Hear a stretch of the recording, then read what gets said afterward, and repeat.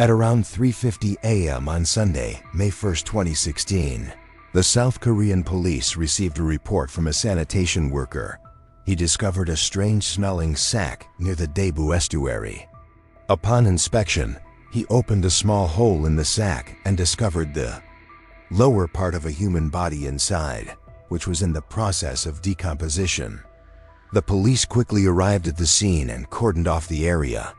Through the hole in the sack, they could clearly see the lower part of the victim's body.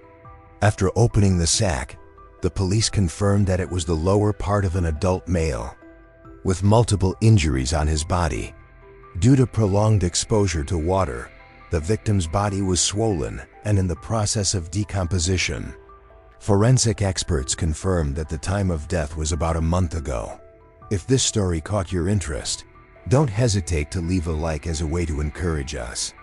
And if this is our first time meeting, be sure to subscribe to the channel and turn on notifications to stay updated on the most classic cases. The police tried to confirm the man's identity by collecting fingerprints, but since the prints were damaged, they sent DNA samples to the National Forensic Science Institute for comparison with the database. To search for the remaining body parts, the police formed an investigation team of over 900 officers, using sniffer dogs and helicopters to search Daegu Island and the surrounding waters. 2 days later, on the northern shore of Daegu, police discovered the upper part of the victim's body. Part of the back skin was damaged, and some body parts were missing. After comparison, police confirmed that both parts belonged to the same victim. The upper body had a wound about 5 to 6 cm long on the right arm. The right lung showed signs of injury, and the cause of death was determined to be severe head trauma. Fortunately, the fingerprint on the victim's ring finger was still intact, allowing police to identify him. His name was Choi, 40 years old. At time, the police suspected that Choi had been kidnapped and killed by a group to sell his organs. However, the forensic doctor determined that the victim's body showed no signs of organ removal surgery and no signs of struggle. Therefore, the case might have been committed by someone he knew. According to the investigation, Choi used to work as a manager at a car showroom and was currently living with a friend in a rented apartment in Yanshuo District, Incheon City, about 10 kilometers from the crime scene. Choi's family had cut all contact with him since last year, and they only learned about his situation when they received notification from the police. Later, the police used Choi's call logs to narrow down the people he had contacted recently.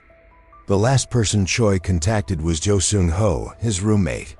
Police went to the apartment that Choi and Jo Seung-ho rented together to investigate. Jo Seung-ho said he had worked at a car showroom and knew Choi, who was his senior. The two lived together in a staff room provided by the company, but they were both fired in February due to negligence at work. After that, they found another place to rent, signing the lease under Choi's name. They successfully rented this apartment by paying a monthly rent of 280,000 won and a deposit of 300,000 won, with Jo Seung-ho only responsible for paying the monthly utility bills.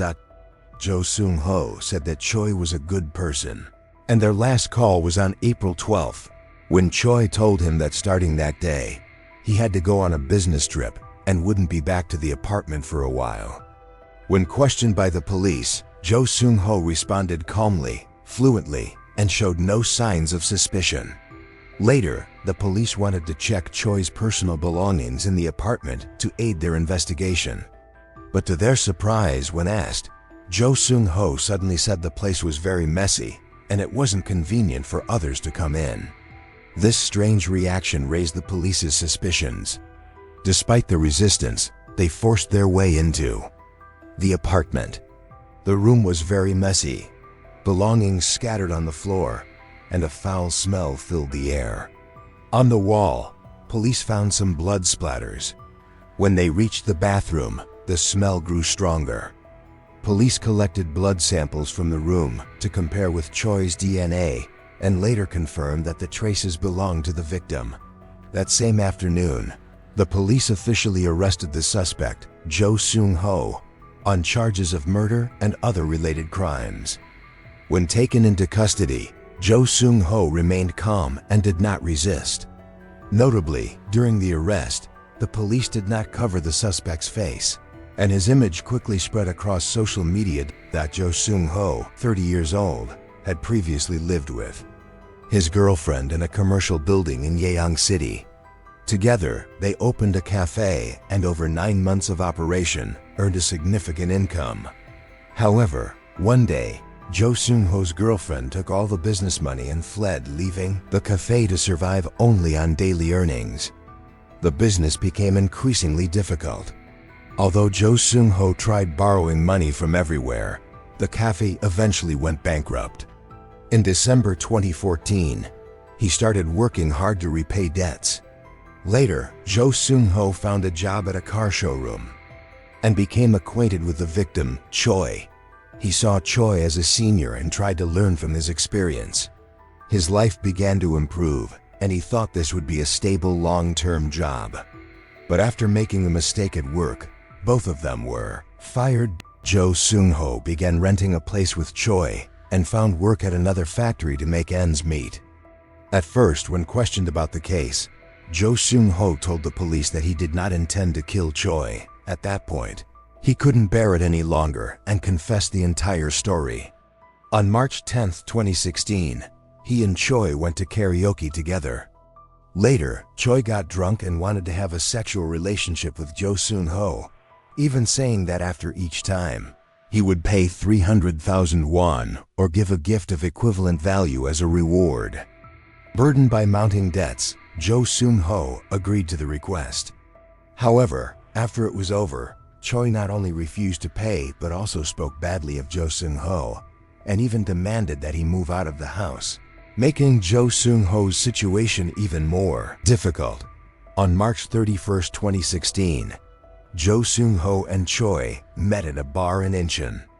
At that time, Jo Seung-ho asked Choi to pay him back but was refused. Choi even picked up a fork from the table to threaten to kick Jo Seung-ho out of the house. Then, Choi insulted Jo Seung-ho and his parents and even used physical force, causing their relationship to worsen. After the argument at the bar, Choi started avoiding Jo Seung-ho and moved to a nearby hotel, only occasionally returning to the apartment to sleep. Whenever they met, Choi demanded that Jo Seung-ho leave the apartment immediately. On April 12th, Jo Seung-ho gave Choi one last chance to pay him back. After work, Jo Seung-ho brought a 35 centimeters long hammer home. If that evening Choi still refused to pay, he planned to take action. Around midnight, Jo Seung-ho returned to the apartment and as soon as he entered, hid the hammer behind the refrigerator near the door before going into the bedroom. Choi was resting on the bed. When he saw Jo Seung-ho enter, Choi shouted insults and ordered him to leave the house. Jo Seung-ho said that if Choi paid 600,000 won plus the 300,000 won deposit, he would leave immediately. In response to Jo Seung-ho's demand, Choi insulted his parents and said that based on Jo Seung-ho's lifestyle, it was clear that his parents were probably even worse out. The argument didn't last long, and afterward, Choi acted like the winner, lying on the bed and letting his guard down to sleep. To be cautious, Jo Seung-ho waited a while until Choi started snoring. Then, he took an item he had prepared beforehand. While Choi was fast asleep, he attacked his head and chest. After that, he dragged Choi into the bathroom and continued the assault. When he was done, Jo Seung-ho left the victim in the cramped bathroom and carried on as if nothing had happened. Because the space was too small, Jo Seung-ho propped Choi up, placed her against the wall, and continued his normal activities for 4 days. When Choi's body began to smell, he decided to take further action. He dismembered the body into several parts and to reduce the weight, divided the parts into different plastic bags and threw them into the garbage disposal area. He flushed the remaining small parts down the toilet. Police investigated the waste disposal sites, but unfortunately, The trash bags had already been collected and processed several days earlier. On the night of April 26th, Jo Seung-ho rented a car, placed Choi's upper and lower body parts into separate sacks, and dumped them at 2 different locations on the island. After committing the crime, Jo Seung-ho felt that he had carried everything out perfectly. He believed the situation was so simple and clean that he didn't even bother to follow the news. He had no idea that Choi's remains had already been discovered. Confident and unaware, he even made plans to go to the movies with the girl on May 7th. However, in the end, he was arrested on May 5. Jo Seung-ho admitted that he initially gave false statements in an attempt to lessen his punishment. To verify his claims, the police conducted a psychological evaluation and a polygraph lie detector test. After confirming Jo Seung-ho's motive for the crime, the police officially handed the case over to the prosecution. Jo Seung-ho was the only son in a family of 4 children.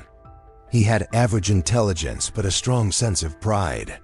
According to psychological experts, Jo Seung-ho showed signs of personality disorder, particularly antisocial tendencies, being deceitful, violating the rights of others, and refusing to take responsibility for his actions. Although he appeared to be kind on the outside, in reality, he was cold and ruthless, willing to do whatever it took to achieve his goals.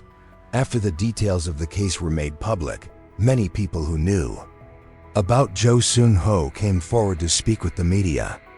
One of them, identified as Mr. A close friend and former high school classmate of Jo Seung-ho, said that Jo was a quiet person but had a decent build and dressed neatly, which made him popular with girls and often pursued by many. However, Mr. A recalled a disturbing incident. One time, while the two were walking together, they came across a stray cat. Mr. A stopped to play with it, but Jo Seung-ho picked up a rock and injured the cat's leg. When Mr. A asked him why, Jo Seung-ho coldly replied, "As long as the one getting hurt isn't me, it doesn't matter." Others also noted that Jo Seung-ho liked to make detailed plans and had the ability to follow through with them. In September 2016, Jo Seung-ho applied for a psychiatric evaluation. At the time, he claimed to be suffering from both physical and mental exhaustion, and said the true cause of his crime was his inability to control sudden, irrational anger leading to extreme destructive behavior. However, the evaluation report concluded that Jo Seung-ho showed no signs of mental illness. After his personal information was made public, internet users quickly discovered his social media account. Because his friends list was set to public, details about his parents, ex-girlfriend, and other acquaintances were gradually leaked. Not long after, Jo Seung-ho's account was deactivated. In response, the police issued a statement warning that aside from Jo Seung-ho's personal information, anyone who leaked the identities of others or spread defamatory content could be prosecuted for defamation. Although Jo Seung-ho was identified as the mastermind behind the crime, the public disclosure of his identity before the trial had significant consequences, leading to widespread criticism of his family and friends. 5 months later, the case was brought to trial at the Incheon District Court. Jo Seung-ho was charged with murder and the destruction of evidence. His motive was determined to be a combination of not receiving the agreed-upon 900,000 won and feeling deeply offended by insults directed at his parents, causing him to act out of rage against the victim, Choi. The court found Jo Seung-ho's actions to be exceptionally cruel. After the trial, he was convicted of murder and related charges and sentenced to life in prison. However, Jo Seung-ho did not accept the verdict and filed an appeal to a higher court. In April 2017, during the appeals trial at the Seoul High Court, Jo Seung-ho's defense argued that he had been living under severe financial hardship and was dependent on the victim, Choi, described as a homosexual friend, for financial support. However, not only did he not receive the promised money, but he was also asked to leave the apartment. Consumed by anger, he committed the crime. and the defense requested the court to consider these circumstances as grounds for a reduced sentence. After reviewing the case as a whole, the court overturned the life sentence handed down in the initial trial and reduced the sentence to 27 years in prison, with no possibility of parole. This decision sparked public outrage. Many felt it was unjust, as Choi had died and there was no evidence to verify his side of the story. The truth of the case relied solely on Jo Seung-ho's testimony, leaving room for the possibility that he fabricated or distorted the events. The truth, perhaps only Jo Seung-ho truly knows. But what about you? What do you think about the brutal actions of this killer? Share your thoughts in the comments below so we can discuss together.